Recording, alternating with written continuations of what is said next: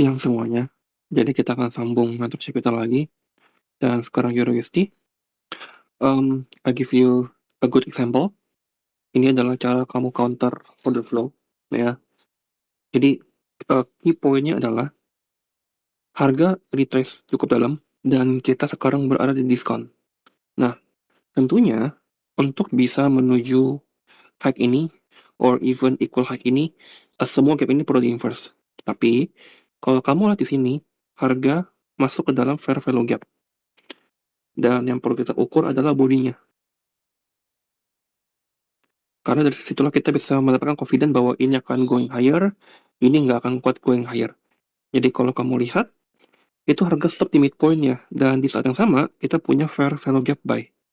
Jadi, selama harga tidak close di bawah gap buy ini, kita harusnya bisa chances untuk naik ke gap ini tuh mudah sekali. This is very easy gap untuk disentuh. Jadi IRL ke IRL, pernah dengar?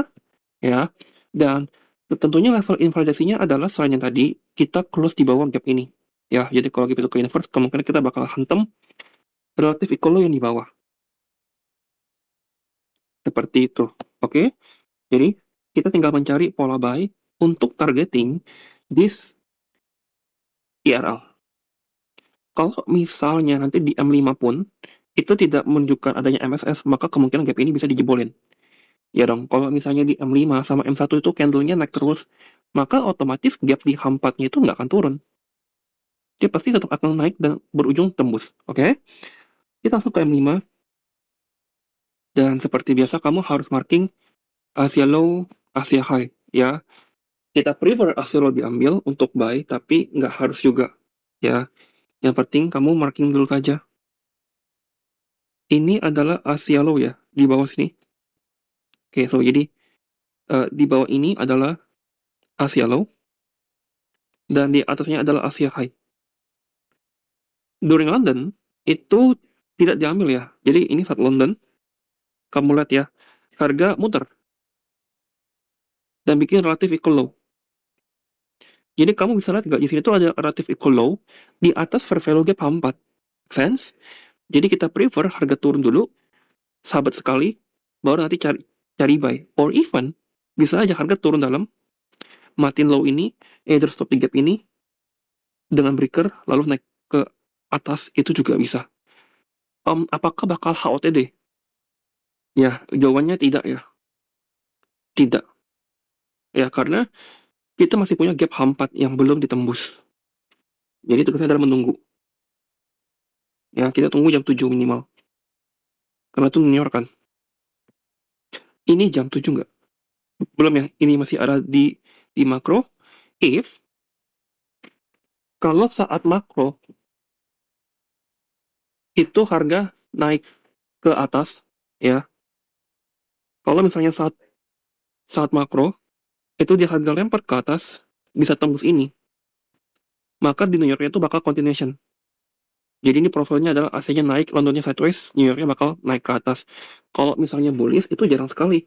AC-nya naik, Londonnya sideways, New Yorknya itu buang ke bawah. Itu kan nggak mungkin. Kenapa? Karena itu adalah konsep yang berlaku kalau misalnya di bearish. Nah, kalau bullish enggak. Jadi tunggu itu keambil. Kenapa harus tunggu? Karena bisa aja harga ke bawah, ambil Asia low. Tapi yang pasti, liquidity itu udah dibantai. Jadi yang baik itu udah kena stop loss, tapi di satu sisi, semua stop loss by mereka itu udah diserap sama algoritma.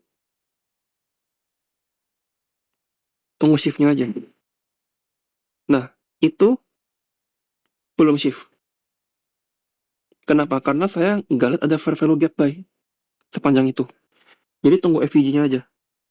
Nah, itu ada fair value gap. Ya, jadi kamu boleh langsung long di sini. Saat makro, SL-nya cukup di bawah sini. TP-nya di atas.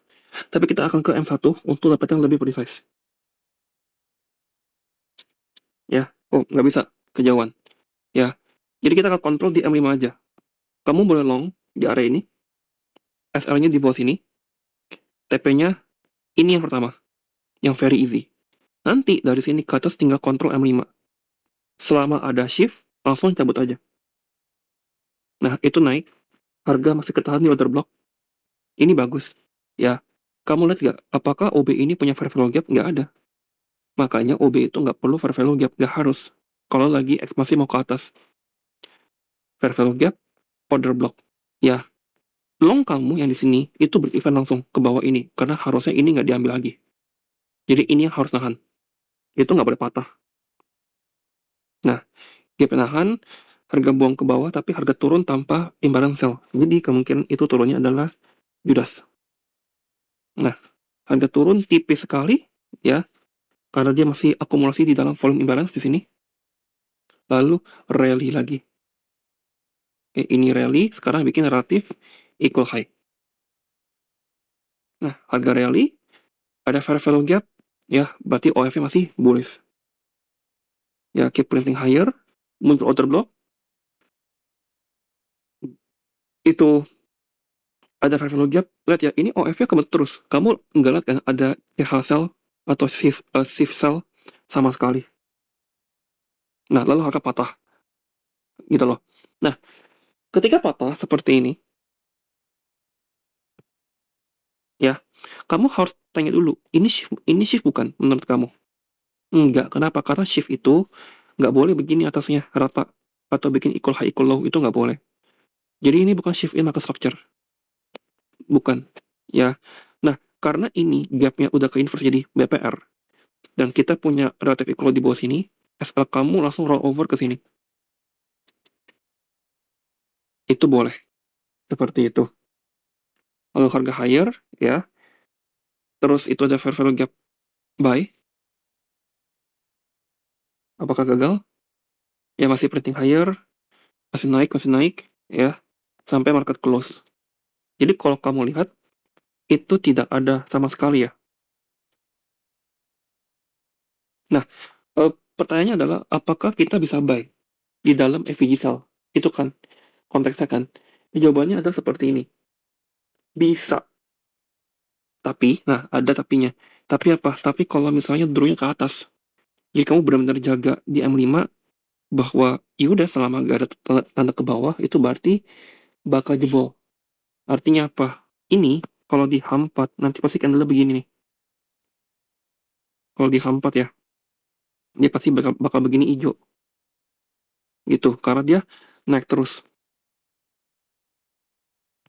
Makanya kalau kamu dapat entry di bawah fair value gap ini, H4 itu artinya kamu dalam kondisi sangat diskon.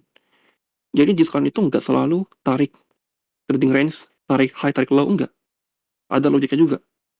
Itulah kenapa harga nggak turun lagi kan ke bawah gap ini. Kamu lihat, harga malah respect gap ini yang very premium ke atas, respect gap yang very premium ke atas. Seperti itu. Jadi long yang di sini ini adalah very diskon. Jadi kalau kamu tanya kenapa ini turun dulu, karena dia mau repress ke diskon.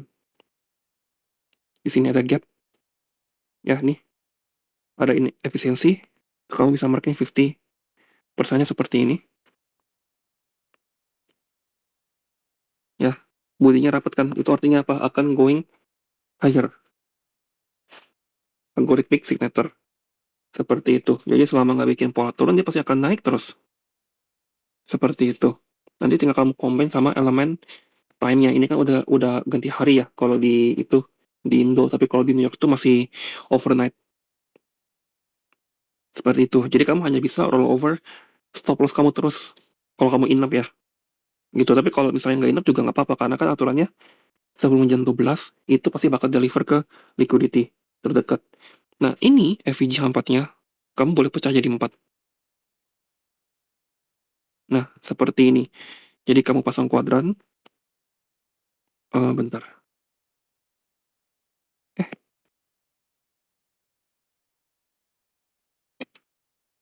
nah ini bentar ya.